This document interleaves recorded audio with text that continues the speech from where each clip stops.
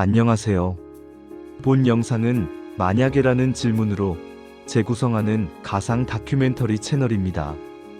칭기즈칸의 유럽 정복, 만약에 몽골 기병대가 빈을 넘어 파리와 런던까지 진격했다면? 여러분, 상상해 보십시오.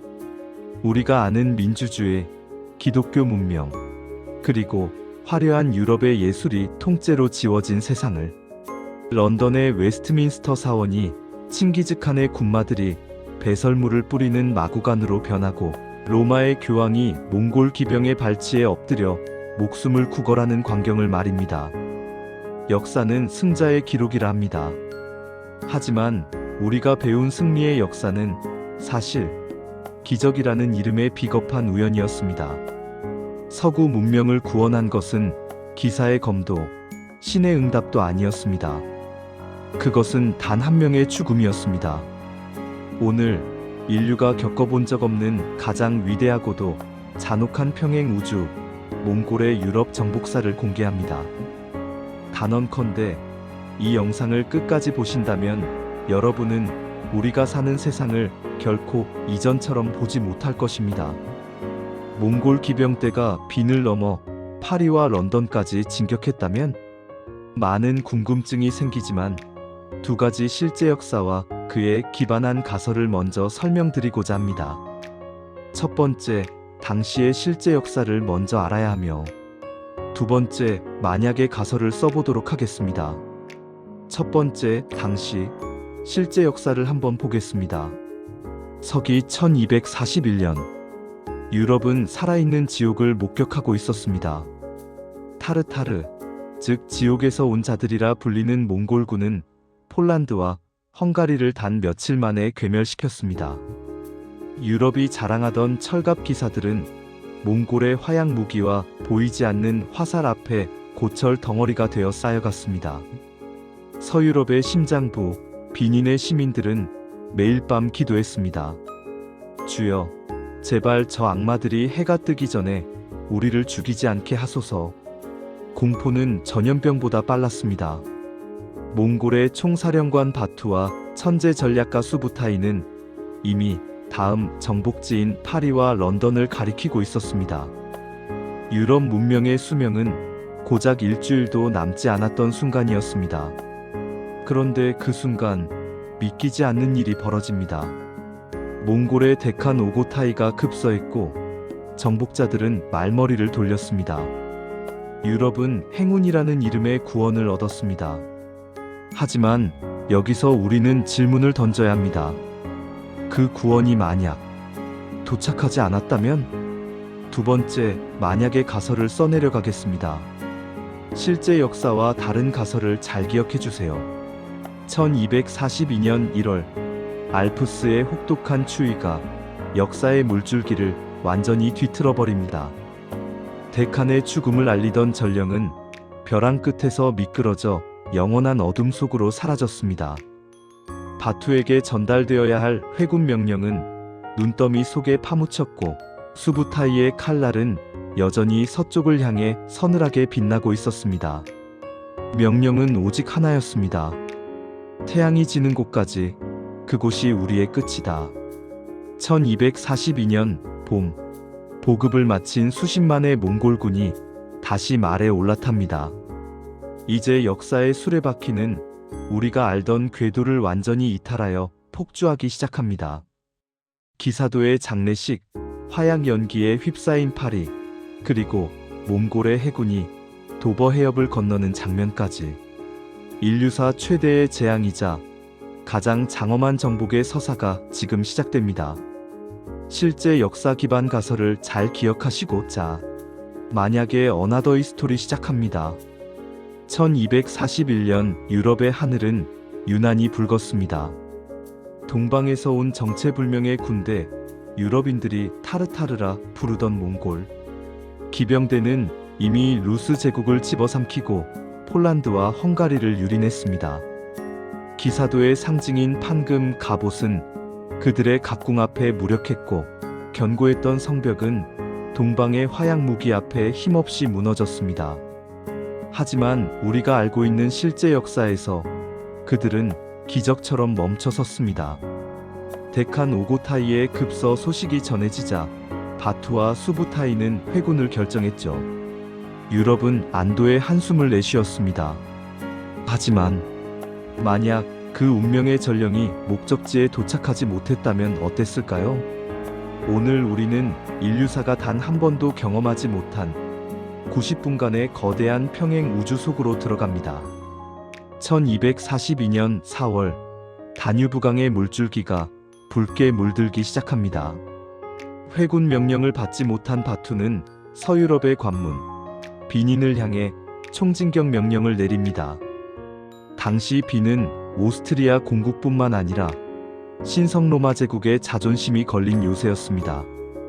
하지만 수부타이에게 성벽은 감옥에 불과했습니다. 몽골군은 투석기를 이용해 시신을 성 안으로 던졌습니다.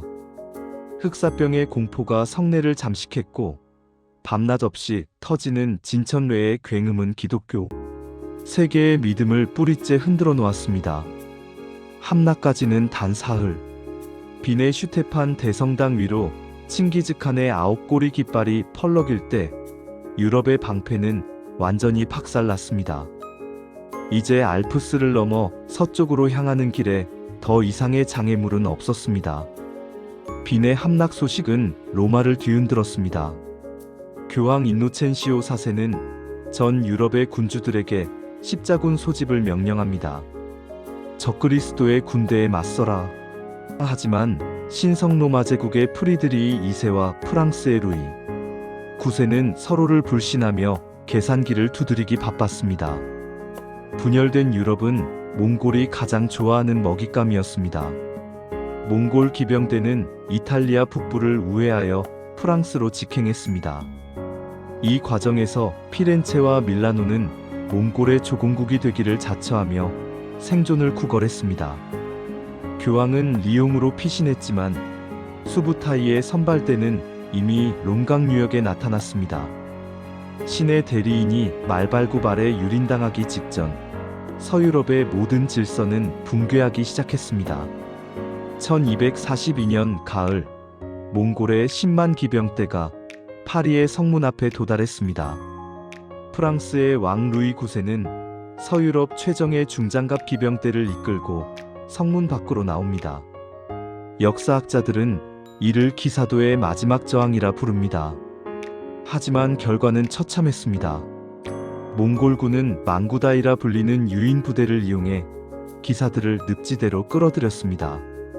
무거운 갑옷을 입은 기사들이 진흙 속에서 허우적댈 때 하늘에서는 불화살의 비가 내렸습니다. 파리는 불타올랐습니다. 노트르담 대성당의 스테인드 글라스는 몽골 공성포의 진동에 박살났고 센강은 시체로 가득 찼습니다.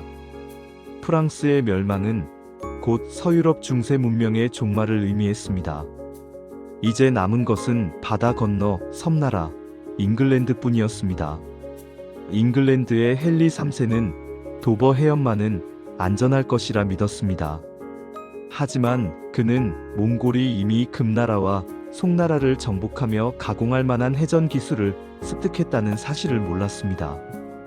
바투는 네덜란드와 프랑스 해안의 조선 기술자들을 징집해 거대한 침공 함대를 건설합니다. 1243년 겨울 짙은 안개를 뚫고 몽골의 평저선들이 잉글랜드 해안에 상륙합니다. 런던 탑은 함락되었고 웨스트민스터 사원은 몽골 군마들의 마구간으로 변했습니다.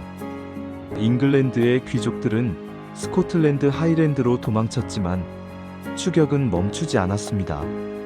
섬나라는 그렇게 고립된 채 몽골 제국의 서쪽 영토가 되었습니다. 서기 1244년 몽골 기병대의 말들이 포르투갈 리스본의 해안선에 섰습니다. 더 이상 정복할 땅은 없었습니다. 수부타이는 대서양의 끝없는 수평선을 바라보며 승전 보고를 올립니다. 우리는 태양이 지는 곳까지 왔나이다. 이제 유럽은 거대한 몽골 제국의 일부 서방 칸국이 되었습니다. 몽골은 유럽의 새로운 질서를 강요했습니다. 봉건제는 폐지되었고 종교적 관용이라는 명목하에 가톨릭의 독점적 권위는 박살났습니다. 유대인과 무슬림 상인들이 유럽의 행정을 맡았고 동양의 종이, 화약, 인쇄술이 유럽 전역에 강제로 이식되었습니다. 우리가 아는 르네상스보다 200년 앞선, 그러나 피로 쓴 동방식 르네상스의 시작이었습니다. 지금까지 이 잔혹하고 장엄한 여정은 우리에게 묻습니다. 만약 이 역사가 현실이 되었다면 지금 우리는 어떤 언어로 말하고 어떤 신에게 기도하고 있을까요? 어쩌면 런던의 중심가에는 칭기즈칸의 기마상이 서 있고 로마의 바티칸은 박물관이 되었을지도 모릅니다. 유럽이 세계를 지배하고 서구 문명이 인류의 표준이 된 것은 결코 필연이 아니었습니다. 그것은 알프스의 눈보라 속에 묻힌 전령의 죽음, 오고타이 칸의 심장 박동이 멈춘 시점이라는 아주 작은 우연이 만들어낸 기적이었습니다. 우리가 누리는 현대 문명은 그 찰나의 우연 위에 세워진 위태로운 공든 탑일지도 모릅니다. 역사는 기록된 자들의 것이지만 미래는 상상하는 자들의 것입니다. 소중한 구독과 좋아요 눌러주세요. 감사합니다.